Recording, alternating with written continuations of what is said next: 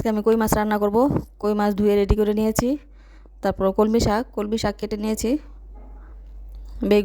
বেগুনের সাথে আলু দিয়েছি, সব কেটে একদম ধুয়ে রেডি করে নিয়েছি। মাছগুলা ভেজে নিয়েছি, কই মাছগুলা।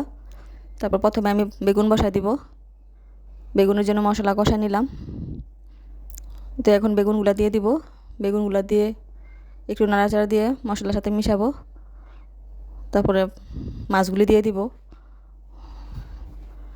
মাছ দেওয়ার পরে আর ভিডিও করতে মনে ছিল না, বেগুন তরকারি। এখন আমি কলমি শাক বসাই দিলাম। কলমি শাকের মধ্যে আমি কিছু আস্ত রসুন দিব। রসুন ছিলে নিয়েছি, শাকের সাথে মিশাবো। এখন মিশানোর পরে আবার কাঁচামরিচ দিয়ে দিব। কিছু পেঁয়াজ দিয়েছি, শাকের মধ্যে লবণ বেশি হয়ে গেছিলো, ওই জন্য। এটা হচ্ছে লবণ কাটানোর জন্য।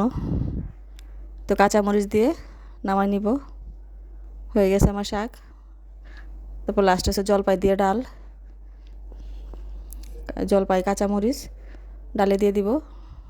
এই ছিল আমার দুপুরে রান্না।